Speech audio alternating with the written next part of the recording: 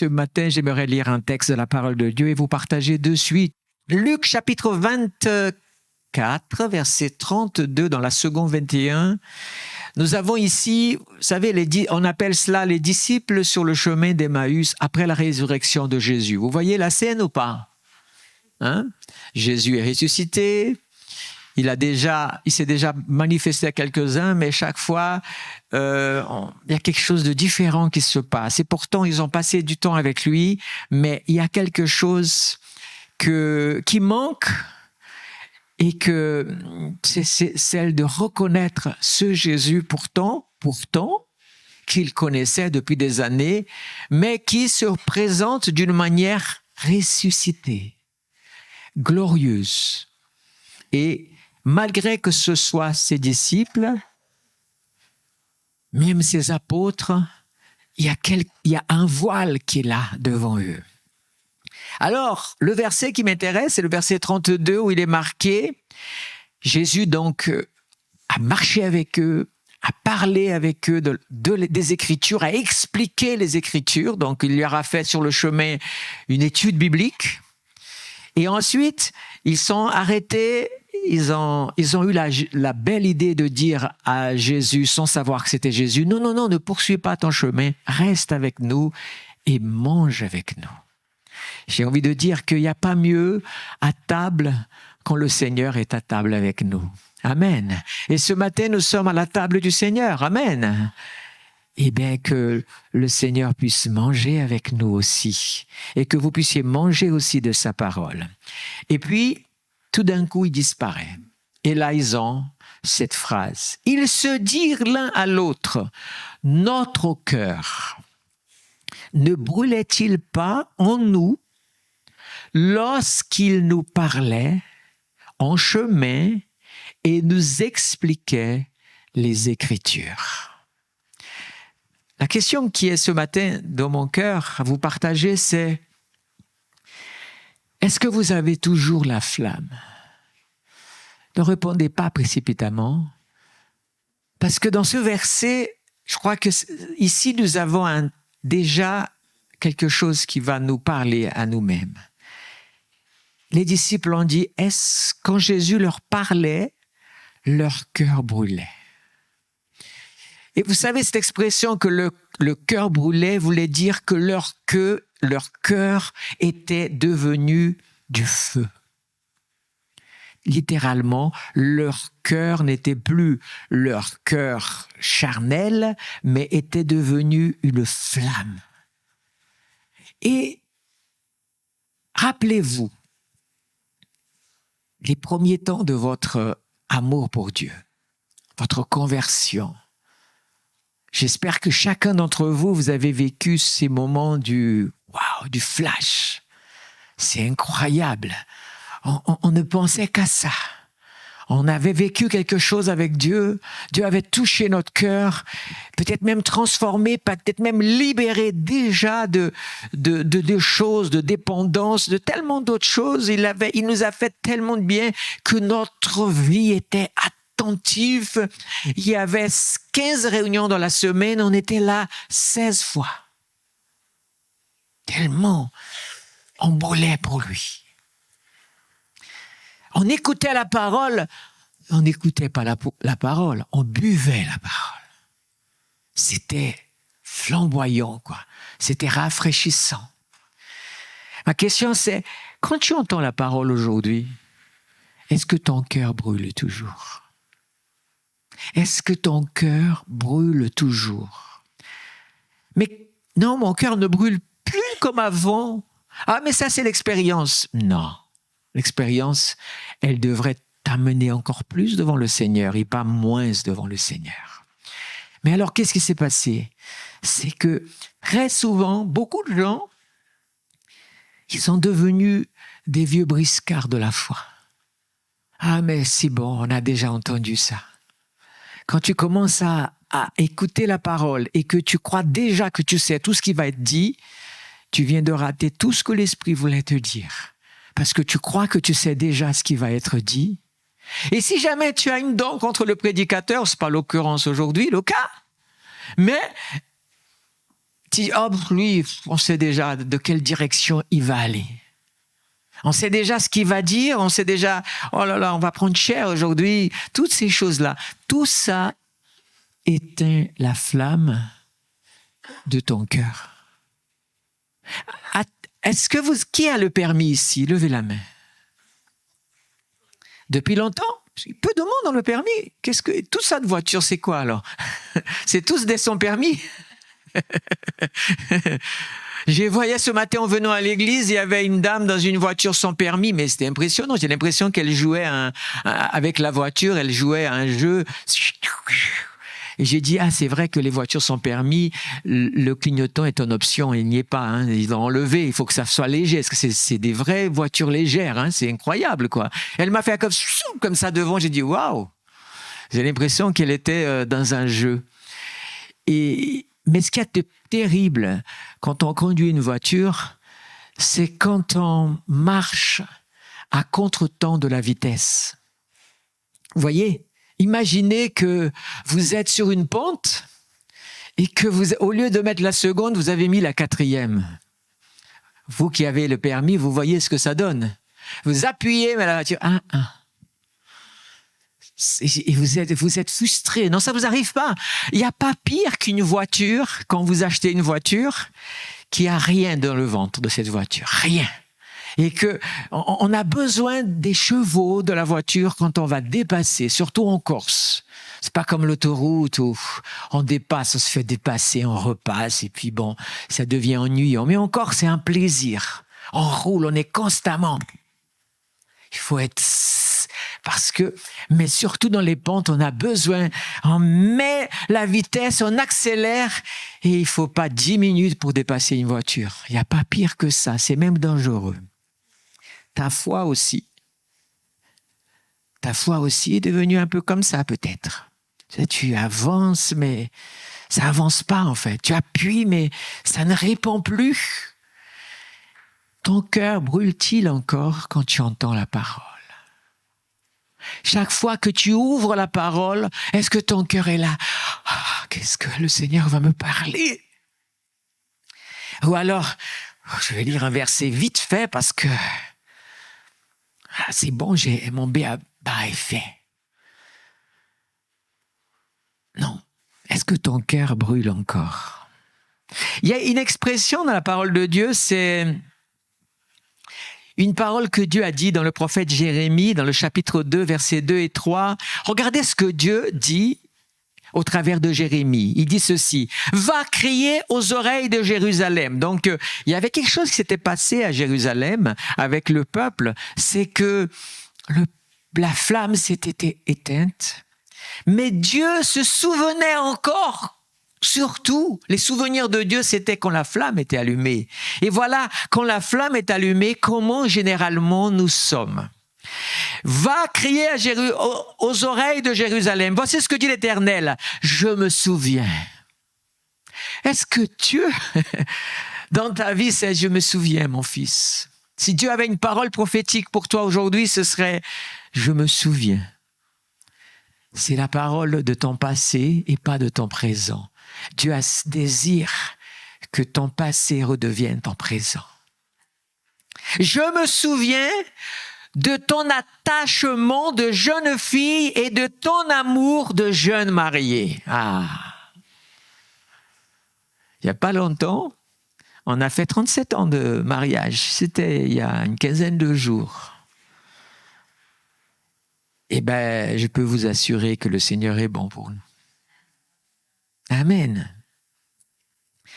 Mais vous qui êtes mariés, vous avez tous su à un moment donné, c'était différent, non? Certains diront, ah oui, mais bon, j'avais tel âge, j'avais la fougue. Mais c'est justement cette fougue, ce feu.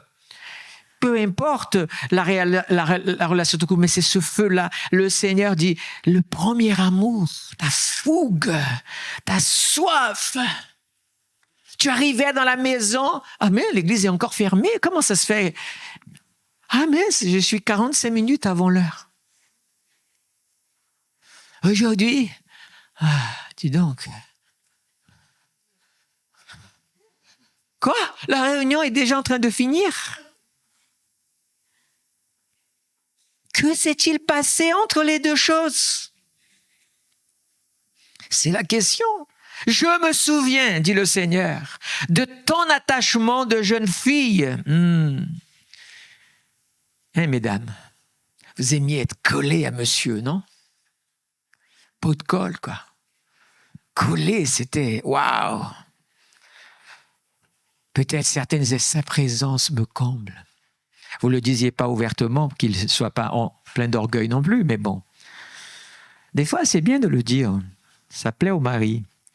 Et il faut savoir avoir une belle réponse aussi. Tu me suivais alors dans le désert, sur une terre impossible à ensemencer. Seigneur, où tu iras, j'irai. Où tu vas, je vais. Qui tu vas affronter, j'affronterai. Ça, c'est le feu. Israël était consacré à l'Éternel. Tu étais consacré à Dieu. Tu as même reçu des paroles prophétiques. Je vais faire de toi. Tu te souviens de ça? Il était la première partie de sa récolte. Tout premier pour toi était pour Dieu. Premier de mes finances, je veux aussi pour Dieu. Premier de ma force, je veux donner pour Dieu. Premier de ma joie, de ma voix, dans l'église. C'était presque gênant pour les autres. Pendant que les autres chantaient, pendant que ceux qui avaient le feu à moitié éteint chantaient, toute ma vie, toi tu étais là, toute ma vie, tu voyais, tu étais dans le feu. Est-ce que tu as ce feu toujours en toi? Vous savez, pourquoi je parle cela? Parce que quand nous regardons notre temps aujourd'hui, on remarque que, franchement, on n'est pas très en sécurité ces temps-ci. Encore moins chaque fois. C'est guerre à droite, maladie à droite, tremblement, et tellement de choses. Et tout ça, sont dans les Écritures. OK. Alors, certains regardent et calculent, waouh, c'est la fin, etc., tout ça. Effectivement, il y a beaucoup de jésusidance dans toutes ces affaires-là. Mais ce que je veux dire, c'est que Jésus lui-même a donné un avertissement à l'Église. Et j'aimerais rappeler cet avertissement. Jésus a donné un avertissement pour le monde. Et en parlant au monde, il a montré une chose. Mais quand il a parlé à l'Église de la fin des temps, il a précisé quelque chose de différent et qu'on ne souligne pas assez. Et j'aimerais souligner cela dans Luc 17, 26 à 30. Jésus a comparé la fin des temps pour l'Église, pas pour le monde. Le monde, ça ne fait pas une différence. Mais pour l'Église particulièrement, ça fait une différence. Il est dit, voici à quoi ça va ressembler. Ce sera comme l'époque de Noé et comme l'époque de Lot. Et Jésus n'a pas dit, à l'époque de Noé, les hommes étaient méchants, ils tuaient. Pourtant, le livre de la Genèse le dit. Mais Jésus, lui, c'est pas ça qu'il a intéressé de souligner. À l'époque de Sodome et Gomorrhe où Lot habitait, il n'a pas dit c'était des gens abominables. Il y a un ange qui est venu, il avait la forme d'un homme, ils n'ont pas trouvé mieux que de vouloir le violer. Mais c'était pas ça que Jésus. Parce que ce qui se passe dans le monde, plus vous regarderez, c'est de pire en pire. Mais ce qui intéresse, c'est ce qui se passe dans ta vie. Et ce que Jésus a souligné comme étant un problème. Il a dit, à l'époque de Noé arrivera la même chose au jour du Fils de l'homme. Les hommes mangeaient, buvaient, se mariaient et mariaient leurs enfants. Mais où est le problème là? Nous avons besoin de manger. Nous avons besoin de boire, tout dépend de quoi. Se marier, oui, et marier nos enfants, merveilleux. Mais pourquoi le Seigneur souligne ce genre de choses? Parce que ces choses sont devenues plus importantes que Dieu dans notre vie. Plus primordiales, ont pris la place. C'est ce que Dieu est en train de dire. Ça a pris la place de Dieu. Tu es plus préoccupé par ça que par ta relation avec Dieu. Voyons par rapport à Lot. À l'époque de Lot, les hommes mangent et boivent. Dis donc, il insiste. Hein? Et ça, pour nous, Français, c'est encore doublement vrai. Hein? On aime être à table. Hein? Rien de mal à ça. Mais nous ne sommes pas capables de passer un dimanche, par exemple, mais rien de mal. Comprenez le sens de l'esprit du message. Rien de mal de se retrouver en famille, de s'asseoir à table, de passer 3 heures à bien manger, à bien parler et à rigoler. Qu'est-ce qu'il y a de mieux? Salomon dira même, tu as ça, c'est un bien que Dieu te donne. Mais c'est Dieu qui t'a donné ça. Mais par contre, le temps avec Dieu, c'est même pas 3 minutes.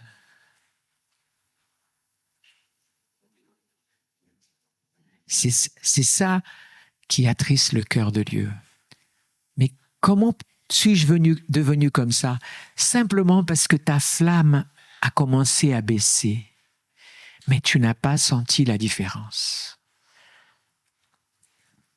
Il va ajouter, achetait, vendait, plantait, construisait.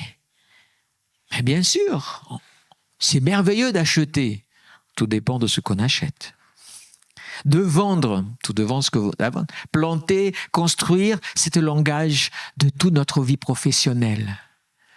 Si ta profession, si ton travail représente toute ta vie et tout ton espoir et tout est misé sur ça, alors il y a une flamme qui s'est éteinte et tu n'as pas encore remarqué.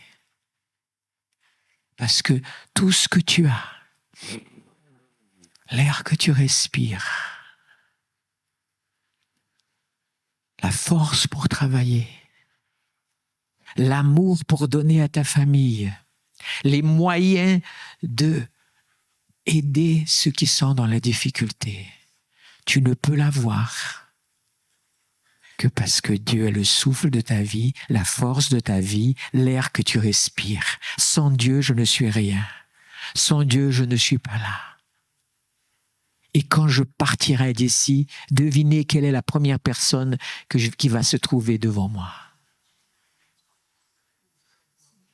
Alors, quand je parle que la flamme s'éteint, fais attention ce matin. Fais attention à tes priorités, à toutes tes priorités. Est-ce que la flamme brûle dans ton cœur ce matin quand tu as adoré? Est-ce que la flamme brûle dans ton cœur quand tu as franchi tout simplement la porte en disant « Waouh, quelle joie de pouvoir venir ce matin, d'être là » pour les 3h30 que cette réunion va durer. Ce sont des sourires jaunes. Je plaisante, vous avez bien compris. Est-ce que mon cœur brûle encore? Paul était un homme attaché à l'Église. Et il a une expression concernant une des églises, qui est l'église de Corinthe. Et regardez quelles sont les expressions. Et j'ai envie de dire que quand je prêche aujourd'hui, je fais mienne quelques paroles de Paul par rapport à l'église. Pas simplement Bethel, mais quand je vois le peuple de Dieu à droite, à gauche. Voici l'expression dans 2 Corinthiens 12. Donc on est déjà vers la fin de la 2e épître. Paul a déjà écrit une première, une deuxième, il est à la fin de la lettre. Et Paul a choisi de finir cette lettre en parlant de choses qui le touchaient particulièrement dans la préoccupation de l'Église. Et Paul dit dans le verset 20 et 21, regardez l'expression, il va utiliser 3 fois et il va faire une chose, une quatrième. Il va dire, j'ai peur. En effet, qu'à mon arrivée, je ne vous trouve pas tel que je le voudrais et que vous ne me trouviez pas tel que vous le voudriez. Premier peur. J'ai peur, deuxième, de trouver des querelles, de la jalousie, de la colère, des rivalités, des médisances, des calomnies, de l'orgueil, des troubles. Tout ça dans l'Église du Seigneur. Pourtant, on parle d'une Église dans la lettre et dans la Bible, et quand on lit, alors nous, qui sommes-nous? J'ai peur une troisième fois qu'à mon arrivée, mon Dieu ne m'humilie de nouveau à votre sujet et que je n'ai à pleurer sur plusieurs. Voilà les peurs. Voilà les peurs d'un pasteur qui aime l'Église, et je ne parle pas forcément de moi, et qui désire le meilleur. Voilà les peurs qui est celle de Dieu dans son cœur, pour son peuple aujourd'hui. Je vais dire quelque chose qui va aller à contre-courant de ce que beaucoup disent. Beaucoup disent à droite et à gauche, oui, la fin des temps, mais Dieu va faire un grand réveil, une explosion d'âmes qui va être sauvée partout. La France, elle va vivre et tout ça. Et je dis amen une fois, amen deux fois, amen trois fois. Mais quand j'ouvre la Bible, c'est pas ça que je vois pour la fin des temps. Je vois plutôt un refroidissement, comme une dernière épreuve, pour que chacun dise, est-ce que tu aimes vraiment Dieu? Est-ce que tu vas laisser la flamme s'éteindre? Vous connaissez tous la parabole des 10 vierges. Pas la peine de citer le verset, c'est Matthieu 25. Et il s'agit de qui là? Bien de l'Église du Seigneur, puisqu'il s'agit, lui, qu'il représente tous les prédicateurs, vous le diront. La parabole des 10 vierges, les vierges représentent l'Église et le marié représente Jésus qui vient chercher son Église pour les noces. On est d'accord? Je ne connais pas d'autre interprétation depuis mon enfance. Et pourtant, cette Église, elle est scindée au milieu par deux types d'attitudes. Elles sont toutes prêtes, toutes belles robes. Tu es prêt, tu loues le Seigneur, tu regardes, tu dis oui, oui, je vais bien, tout va bien, regarde, je lis de temps en temps ma Bible, oui, je me réjouis quand je viens à l'église, j'ai des émotions, des poussées d'émotions, etc. Et pourtant, Jésus dit que elles ont tous leur lampe, elles ont tous de l'huile dans la lampe, mais elles n'ont pas de réserve parce que ça peut durer. Et vous connaissez l'histoire, au moment où il tarde à venir. Le Seigneur tarde.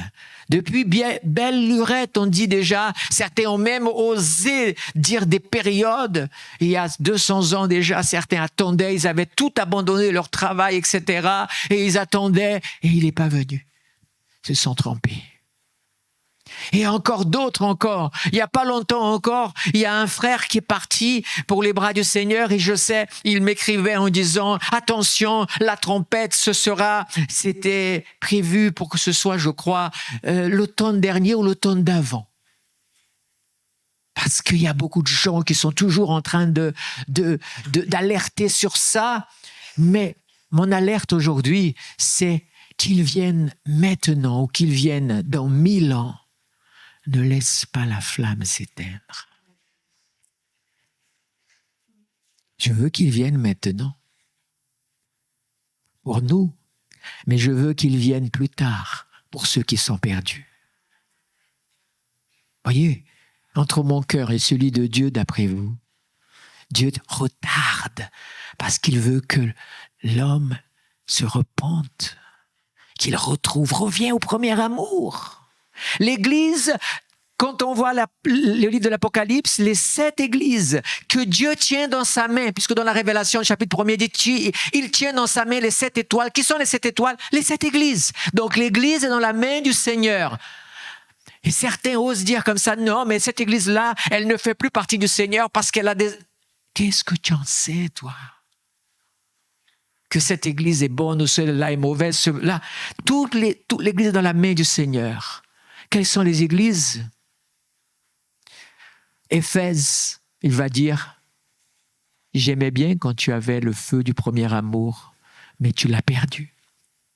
Mais elle continue dans la main du Seigneur, parce que le Seigneur est plein de miséricorde, de grâce et d'amour. Heureusement que le feu de Dieu pour toi ne s'éteint pas. Alléluia. N'en parlons pas de la dernière, la Odyssée. Tu penses que tu es vivant, mais tu es mort.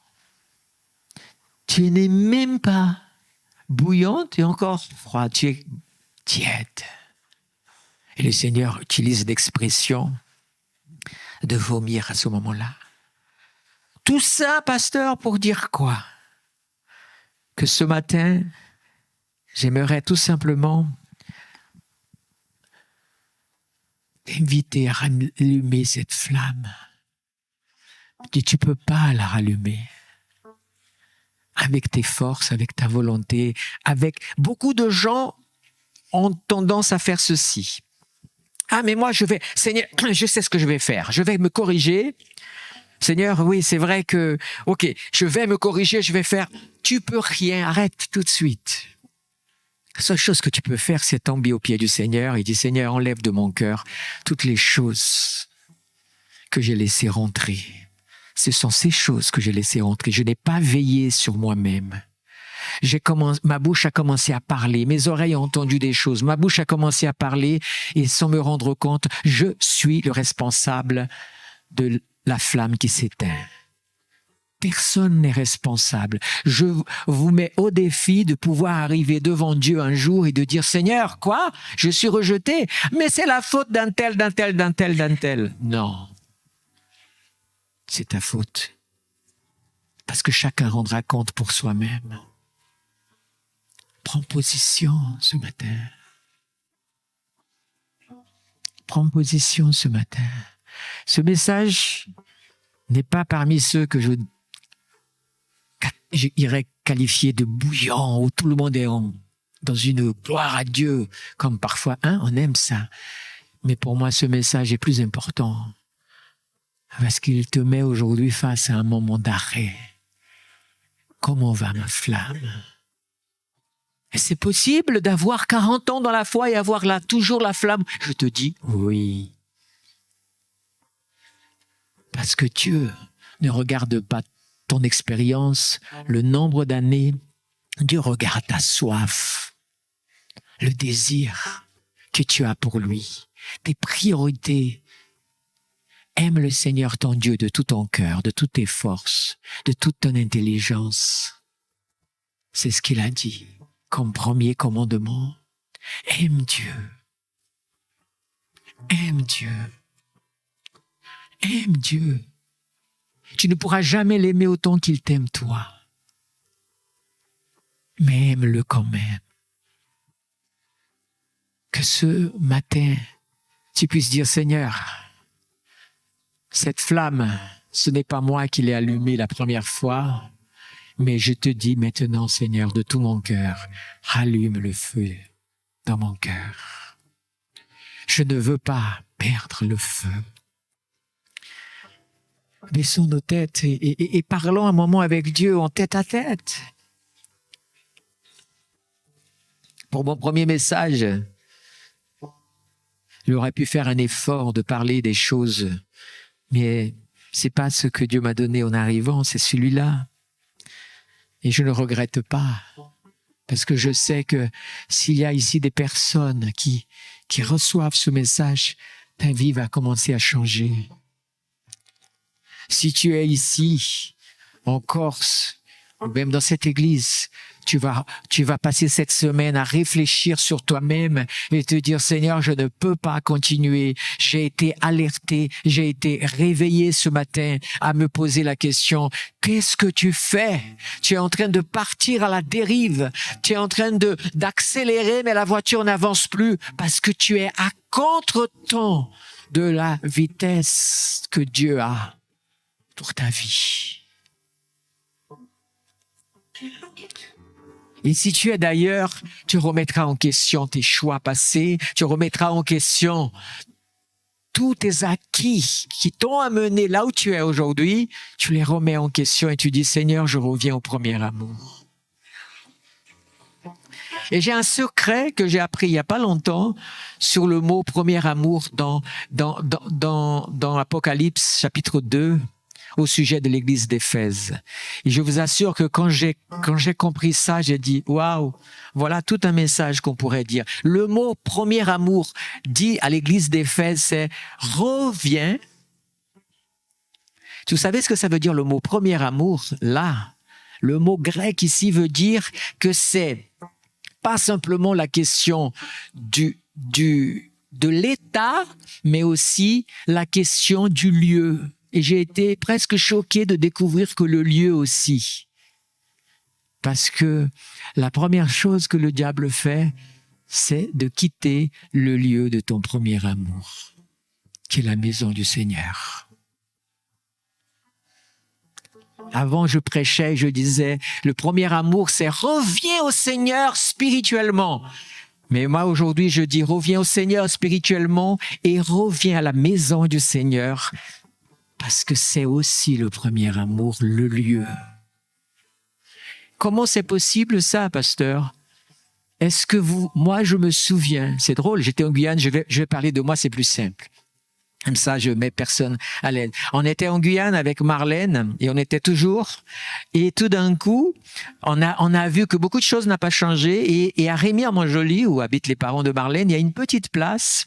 Et j'étais avec la sœur de Marlène. Marlène, on était dans la voiture et tout d'un coup, on passait dans cette place et je disais à Marlène, et ça fait 37 ans qu'on est mariés, vous ajoutez encore les temps où on a commencé à se regarder, se tourner autour. Et je disais comme ça, tu te souviens de ce qui s'est passé dans cette place? Elle a dit oui. Dans cette place, c'était là-bas, je lui ai donné le premier baiser. On se souvient tous les deux. On n'oublie pas ça. Je dis pas, bien sûr, chacun n'a pas la même vie, le même parcours, c'est évident. Je parle comme ça parce que ça fait 37 ans. Donc, on a une histoire qui est la même. Mais la personne qui a été amoureuse, très, très amoureuse, au premier amour, se souviendra toujours de la personne du premier amour et se souviendra même de la ville. Vous voyez, le lieu fait partie du premier amour. Je pourrais développer plus, mais je ne vais pas, parce que c'est au Saint-Esprit de parler à ton cœur, mais je vais te dire une chose. Quand il dit, rappelle-toi d'où tu es tombé, il ne parle pas, rappelle-toi de ton péché, mais du lieu que tu as quitté et qui a commencé à éteindre ta flamme parce que tu l'as quitté pas dans la joie, mais dans le malheur, dans la tristesse, dans la colère. C'est aussi une chute. Oui, la maison du Seigneur, ce bâtiment-là que vous voyez là, il a une importance pour Dieu parce que la première fois que tu as rencontré Dieu, c'est dans ce lieu. Et ce lieu est précieux pour Dieu dans la relation qu'il a avec toi. Il y a beaucoup de choses à dire là-dessus, mais c'est pas le but, c'est que toi tu comprennes que parfois rallumer la flamme, c'est revenir à la source de la flamme, à l'essence de la flamme, à la grâce de Dieu. C'était pas prévu cette parenthèse, mais elle est venue s'ajouter. Seigneur, nous voici devant ta sainte présence. On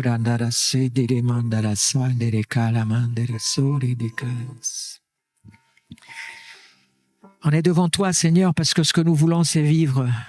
Nous voulons être une église enflammée. Nous voulons être des chrétiens enflammés. Nous voulons faire partie, Seigneur,